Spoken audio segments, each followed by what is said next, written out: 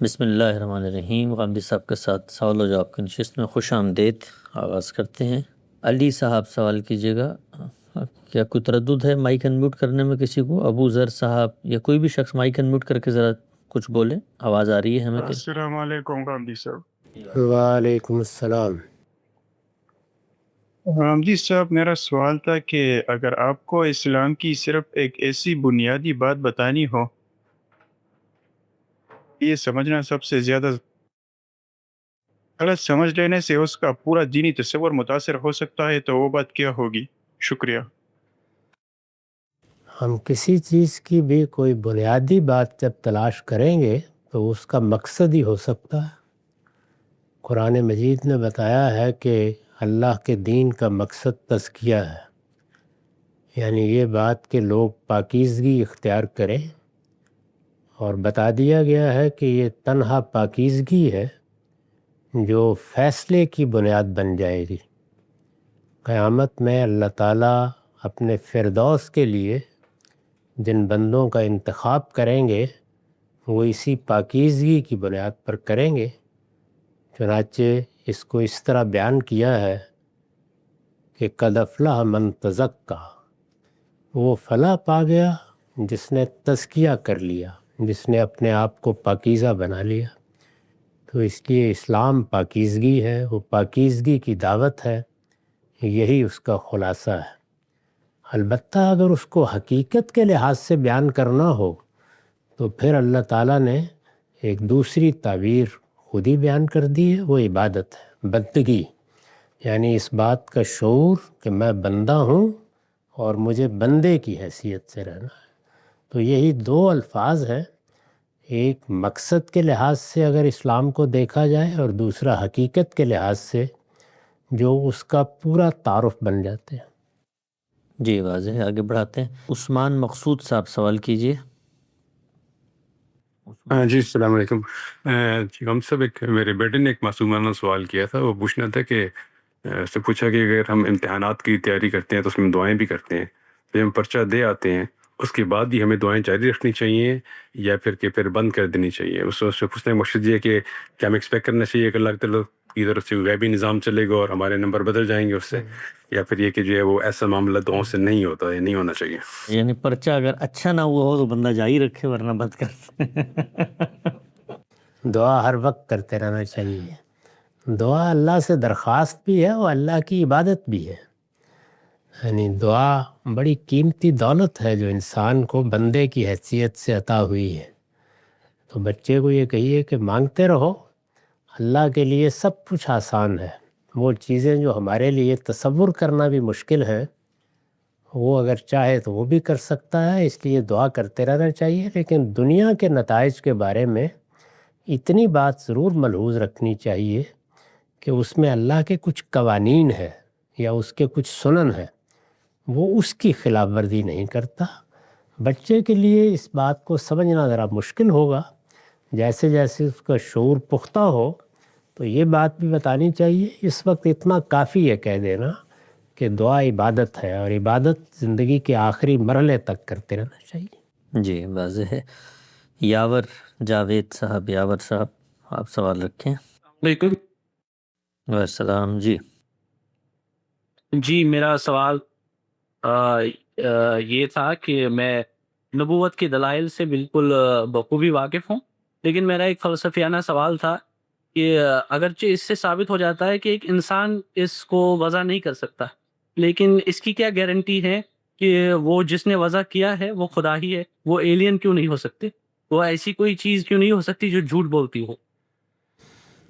یہ بات یہ ہے کہ گارنٹی تو کسی چیز کی بھی نہیں ہے، لیکن انسان سے یہ تقاضا کیا گیا ہے کہ وہ سلیم الطبع بھی بنے اور چیزوں کو امکانات میں داخل کر کے مفروضات اور توہمات کا شکار نہ بن کے رہ جائے۔ تو اس لیے فلسفیانہ طور پر آپ نے یہ لفظ استعمال کیا ہے، خدا کے ساتھ کبھی اپنے اوپر بھی نگاہ ڈال لینی چاہیے۔ واضح، بہت اچھی بات۔ آگے بڑھاتے ہیں۔ صفوان صاحب دوبارہ تشریف لائیں۔ صفوان صاحب مائک انمیوٹ کریں۔ السلام علیکم۔ وعلیکم السلام۔ میرا سوال یہ ہے جب وہ مکہ فتح ہو گیا تو ان مشرکوں کو کیوں چھوڑ دیا؟ جب توبہ میں ہے یہ اس کو قتل عام ہونا چاہیے. کس کو کیوں چھوڑ دیا؟ جو فتح مکہ کے بعد مشرکین کے لیے عام معافی کا اعلان کیوں کیا گیا تھا؟ یہ اس وقت تک تو یہی بات تھی، یعنی اللہ تعالیٰ نے ابھی وہ آخری حکم نہیں دیا تھا، ابھی مہلت باقی تھی. جب آپ کسی کو مہلت دیتے ہیں تو اس کو قبل از وقت تو ختم نہیں کر سکتے. تو قریش کو یہ بتا دیا گیا تھا کہ آخر الامر تم کو ایمان لانا ہے، ورنہ اللہ تعالیٰ کی طرف سے عذاب کا تازیانہ تم پر بھی اسی طرح برس سکتا ہے جس طریقے سے پہلی امتوں پر برسا ہے. یہ بات تو قرآن مجید میں دسیوں مقامات پر واضح کر دی گئی تھی، لیکن ابھی تمہارے لیے مہلت ہے. اس کو قرآن مجید نے کئی مقامات پر اسی لفظ سے بیان کرتی ہے، امہلہم رویدہ، ان کو ابھی ذرا مہلت دیے رکھیے. تو مہلت کا زمانہ آخری درجے میں کب تک رہا وہ سورہ توبہ نے بیان کر دیا ہے کہ جس وقت مسلمانوں کو حج اکبر کا موقع ملے گا. عمرہ حج اصغر کہلاتا ہے اور حج اکبر ہے. تو جب حج اکبر کا موقع ملے گا اس وقت 10 ذو الحج کو عرفات کے میدان میں اعلان کر دیا جائے. اس کے بعد 50 دن کی مزید مہلت ہوگی. فَإِذٍ سَلَخَ الْأَشْهُرُ الْحُرُمُ، حرام مہینے کے 20 دن یہاں باقی ہوں گے اور ایک پورا مہینہ اس کے بعد باقی ہوگا محرم کا. فرمایا کہ جس دن یہ ختم ہو جائے گا اس دن قتل عام کا اعلان کر دیا جائے گا. تو یہ پوری بات قرآن میں واضح کر دی گئی. جی واضح ہے. عالم خان صاحب، احمد صاحب نے موجود تو عالم خان. جی میرا سوال زکوٰۃ سے متعلق ہے کہ زکوٰۃ کے بارے میں جیسا کہ آپ یہ کہتے ہیں کہ حکومت کو جو ہم ٹیکس دیتے ہیں وہ ہم اپنی زکوٰۃ کی کیلکولیشن میں منہا کر سکتے ہیں، تو کیا یہ ٹیکس کس قسم کا ہے؟ یعنی یہ جو ہم حکومت کو سیلز ٹیکس دیتے ہیں، جی ایس ٹی دیتے ہیں، ٹول ٹیکس دیتے ہیں، پراپرٹی ٹیکس دیتے ہیں، یہ سب کے سب بھی ہم کیا اپنی زکوٰۃ میں منہا کر سکتے ہیں؟ ہمارے ہاں یہ ٹیکس کا لفظ ذرا وسعت کے ساتھ استعمال ہونے لگ گیا ہے. مثال کے طور پر حکومت ہمارے ہاں پیٹرول بیچتی ہے اور اس میں اگر کسی موقع پر اضافہ کیا جائے تو یہ کہا جاتا ہے کہ ٹیکس لگا دیا گیا ہے. تو ایک چیز یہ ہے کہ آپ کچھ خرید و فروخت کر رہے ہیں، اس خرید و فروخت کی قیمت تو بیچنے والے کو طے کرنے کا حق حاصل ہے، اس پر اس کا اطلاق نہیں کرنا چاہیے. باقی جتنی بھی رقوم آپ سے لی جاتی ہیں وہ جس مد میں بھی لی جائیں، جس نام سے بھی لی جائیں، وہ ٹیکس ہی ہیں. چنانچہ ان میں آپ اپنی زکوٰۃ کو ایڈجسٹ کر سکتے ہیں، اس لیے کہ اللہ تعالیٰ کی طرف سے مقرر کردہ حق زکوٰۃ ہی ہے. ہماری دعوت یہی ہے کہ مسلمان حکومتوں کے لیے تو زکوٰۃ کے سوا ایک پائی لینا بھی جائز نہیں ہے. اللہ تعالیٰ نے انسان کے مال کو حرمت عطا فرمائی ہے.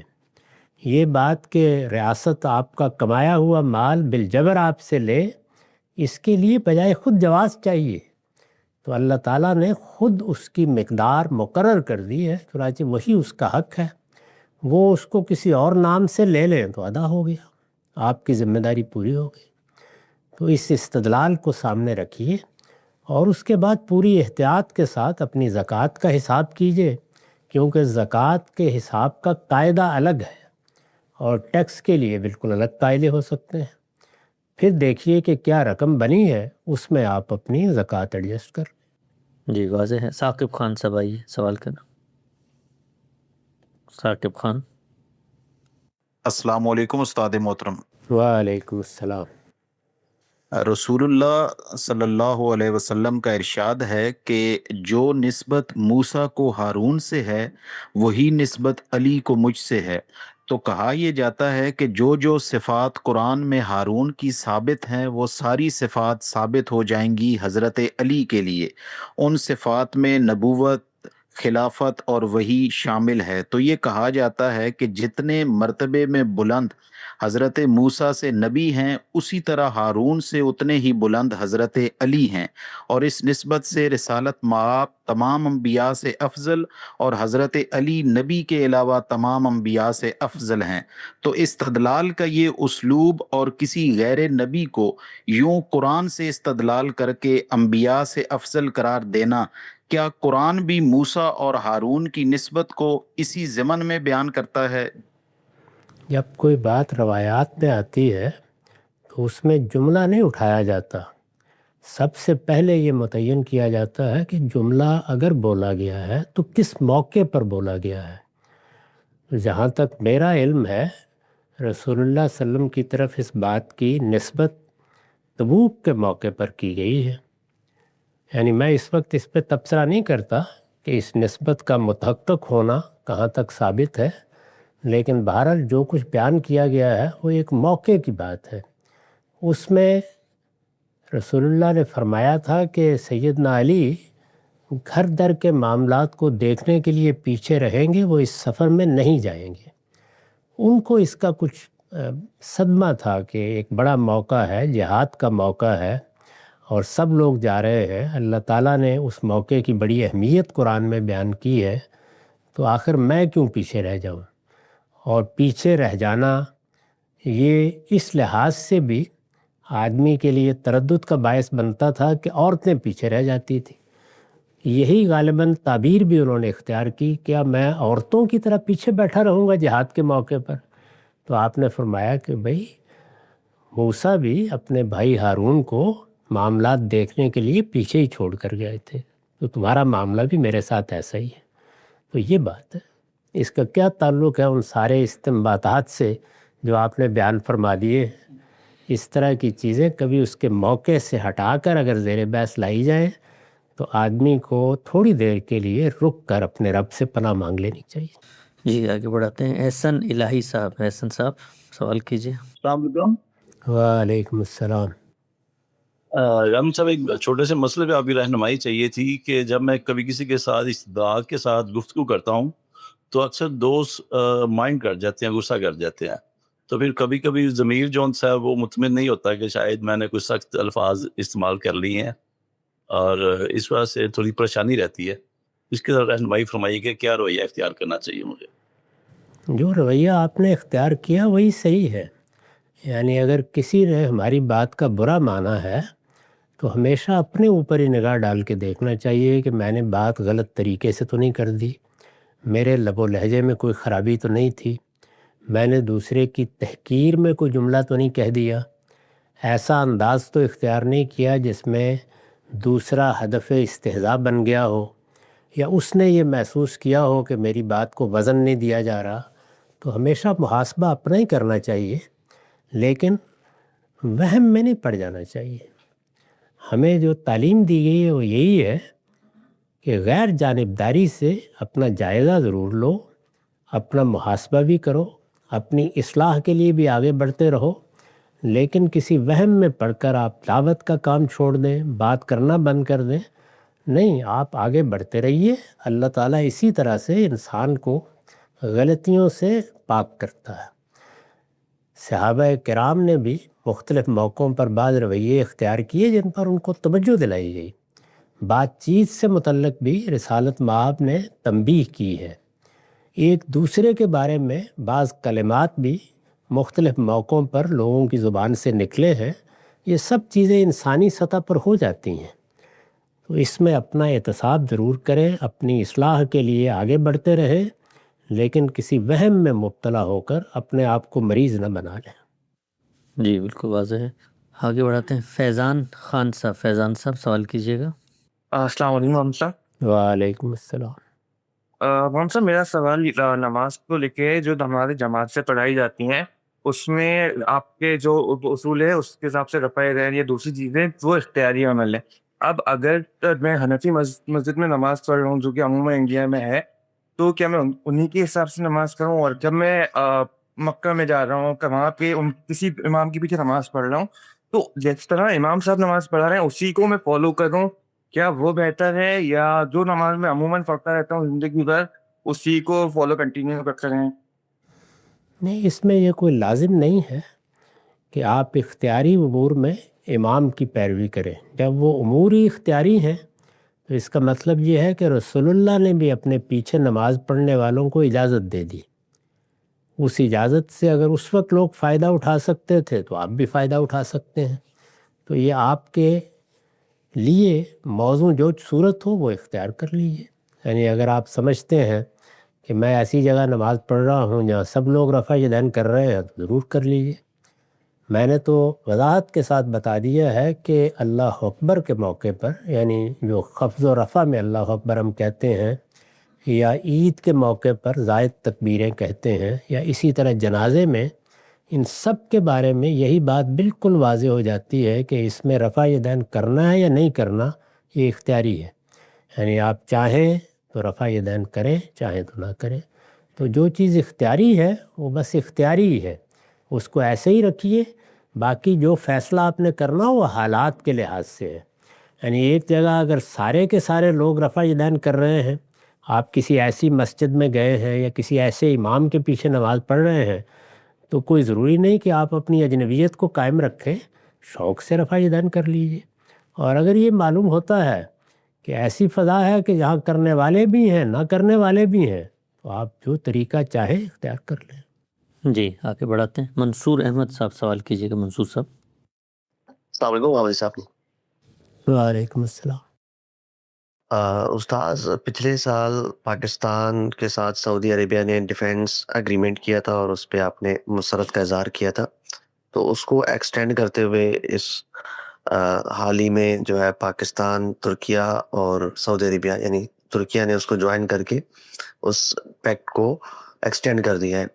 تو اس پیکٹ کو کس نظر سے دیکھا جائے؟ ایک تو یہ کہا جا رہا ہے کہ کوئی شیعہ، جس طرح سے ایران نے اپنی طاقت کا اظہار کیا ہے، تو اینٹی شیعہ ایک الائنس سنی نیٹو بن گیا ہے.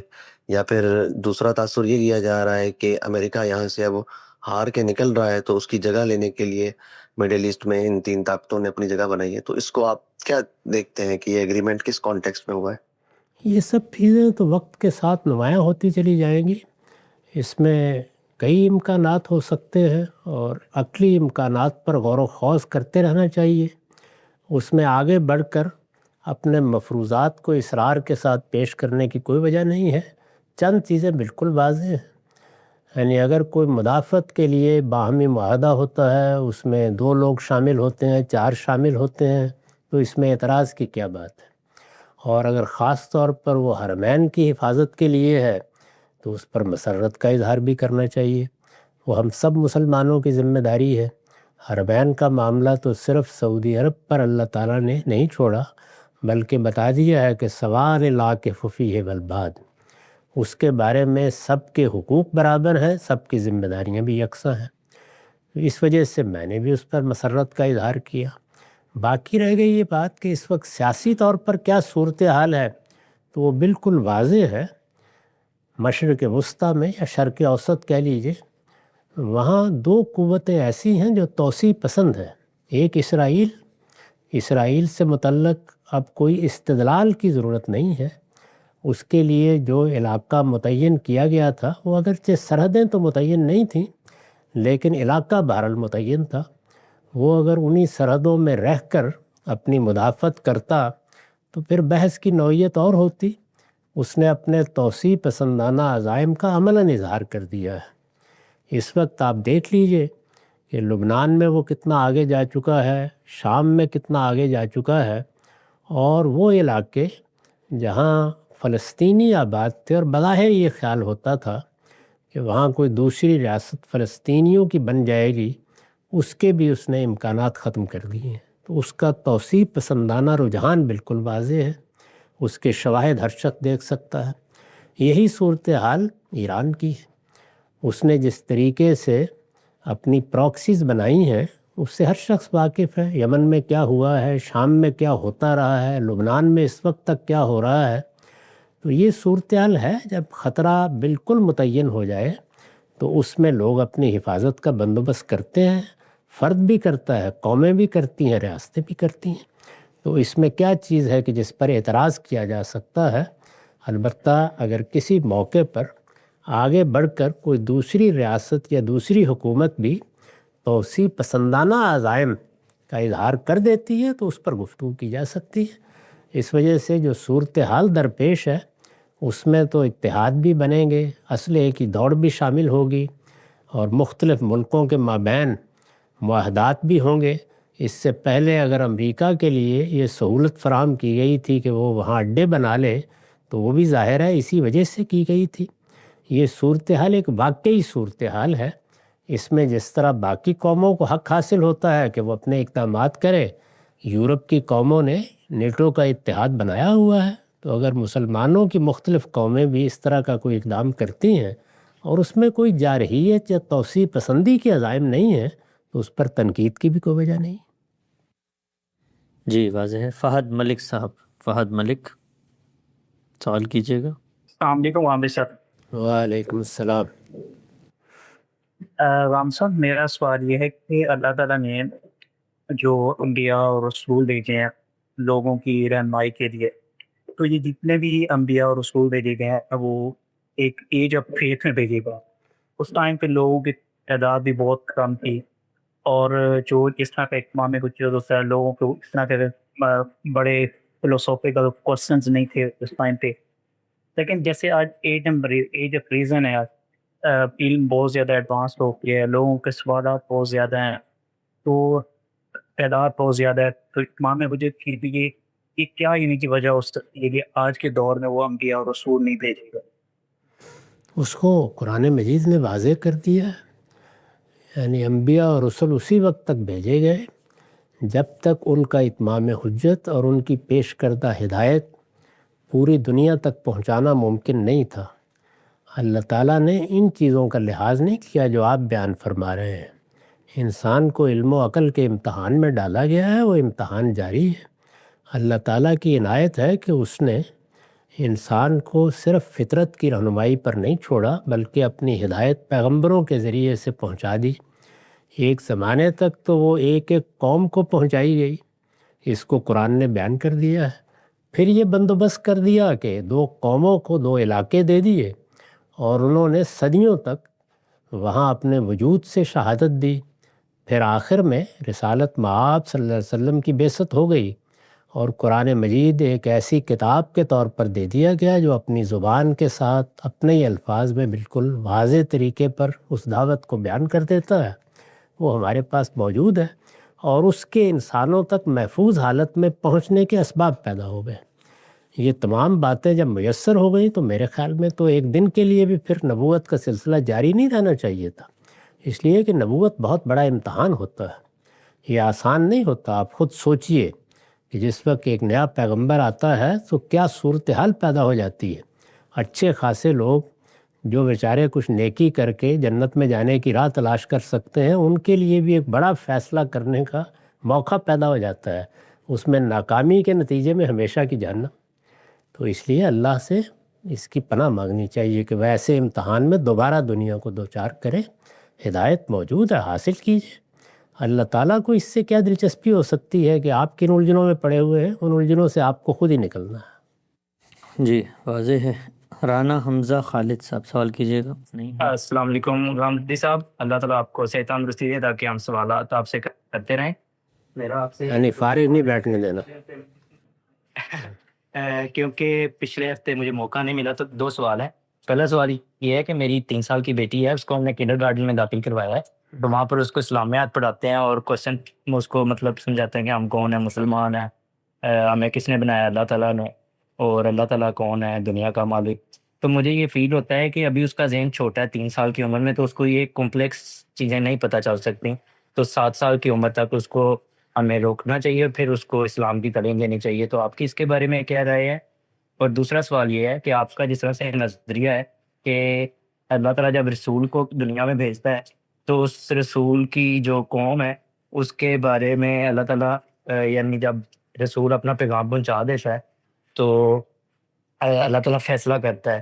باقی قوموں کی صورت میں آپ نے فرمایا کہ جو ہے وہ اللہ تعالیٰ نے قدرتی آفات کے نتیجے میں جو ہے ان قوموں پہ عذاب نازل کیا، جبکہ مسلمانوں کے لیے آپ صلی اللہ علیہ وسلم کے لیے مسلمانوں کی قوم کو یہ فرض دیا کہ وہ فیصلہ اللہ تعالیٰ کا صادر فرمائے۔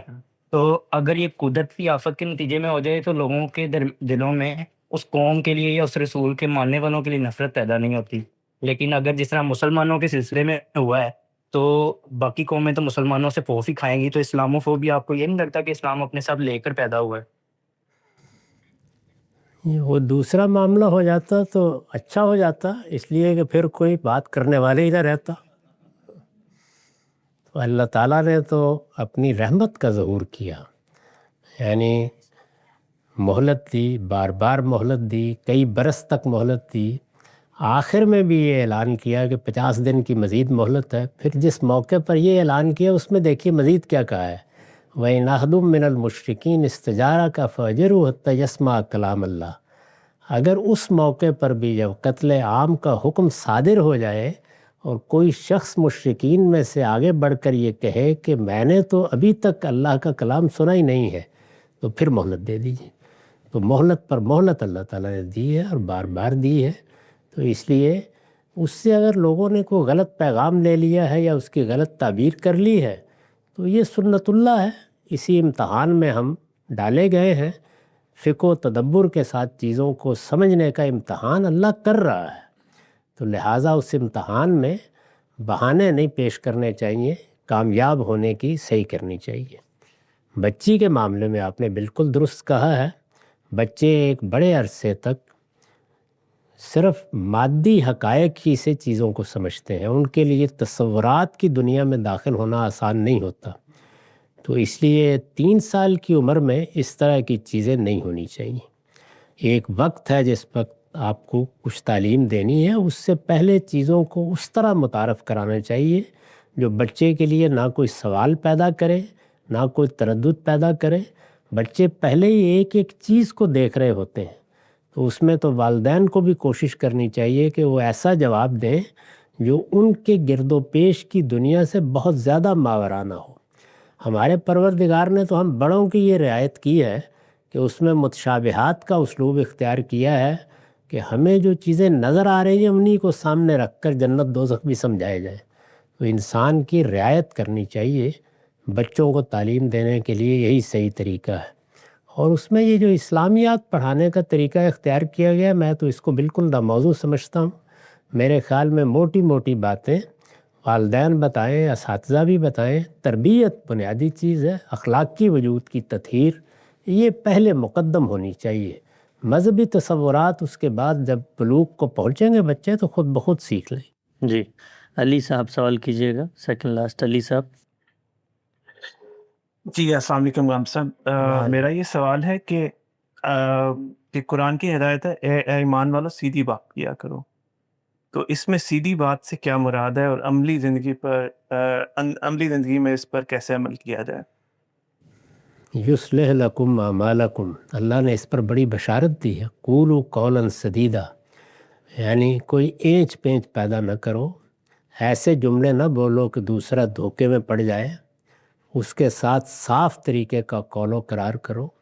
کوئی معاشی مسئلہ ہے تو 2 اور 2 4 کی طرح سے جو کچھ آپ کے دل میں ہے سامنے رکھ دو اور اس کو واضح کر دو. نتائج کو اس سے خفیہ رکھ کر اس کو کوئی ایسی چیزیں دکھا کر جو اسے متاثر کرنے کا ذریعہ تو بن جائیں لیکن دھوکے میں ڈال دیں، یہ کسی طرح بھی اختیار نہیں کرنی چاہیے. یہ نہ باہمی معاملات میں، نہ معاشرتی معاملات میں، نہ معاشی معاملات میں، اور بہت معذرت کے ساتھ نہ سیاست میں. یہ دیکھیے نا کہ میں نے اس پر ہمیشہ بڑی شدید تنقید کی ہے کہ ہمارے ہاں قیام پاکستان کے زمانے سے لے کر سیاستدان مذہب کو سیاسی مقاصد کے لیے استعمال کرتے ہیں. اس کے لیے بعض ایسے نعرے ایجاد کیے جاتے ہیں جس میں لوگوں کے مذہبی جذبات برانگیختہ ہوں. بعض تعبیریں اختیار کی جاتی ہیں، میں اس کو قول سدید کے خلاف سمجھتا ہوں. تو ہمیشہ اس پر تنقید کرتا رہوں. عبد الرحمن ظفر صاحب آخری سوال. السلام علیکم. وعلیکم السلام.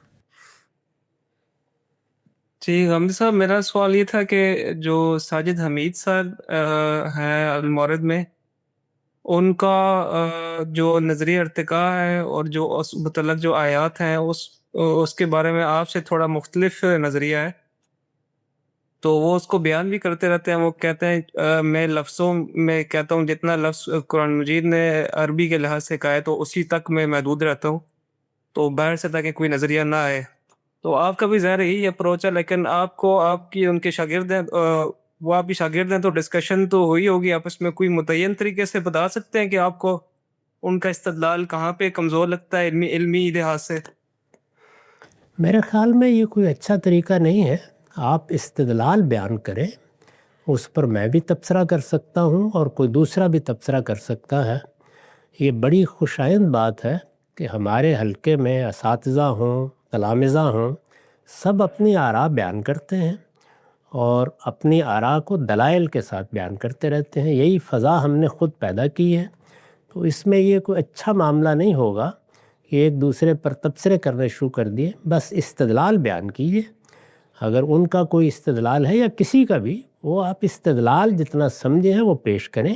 اس پر میں بے تکلف تبصرہ بھی کروں گا اور بتاؤں گا بھی.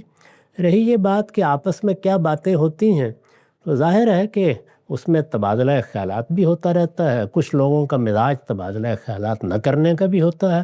اس طرح کی سب چیزیں انسانی سطح پر دیکھنی چاہیے. میرے نزدیک جو صحیح تعویل ہے اس میں الحمدللہ میں نے الفاظ سے کوئی ادنیٰ درجے کا تقابل نہیں کیا. میں نے تو کبھی یہ نہیں کہا کہ نفس واحدہ سے زائگوٹ مراد ہے، آدم مراد ہے. تو میں نے تو جس طرح عربیت میں الفاظ ہیں ہمیشہ اسی طرح ان کو لیا. اس میں جو کن کا وہ کہتے ہیں، کن کا لفظ جب بھی اللہ تعالیٰ یوز کرتے ہیں تو وہ عام سے فزیولوجیکل پروسیس، بایولوجیکل پروسیس سے ہٹ کے کوئی چیز ہو رہی ہو، ہر کی عادت، تو اس کے لیے استعمال کیا جاتا ہے. جس طرح وہ مثال دیتے ہیں کہ حضرت عیسیٰ کے پیدائش کے وقت بھی کن کا کہا گیا کہ کلمہ کن یوز کیا. اسی طریقے سے جب آدم علیہ السلام کو کن یوز کیا، اسی لیے وہ سائنسدانوں کو آج تک وہ سمجھ نہیں آ رہا، کیونکہ وہ کوئی سپر نیچرل چیز ہوئی ہے کہ خرق عادت چیز ہوئی ہے، بالکل عیسیٰ کی جو مثل جس طرح کہا گیا ہے.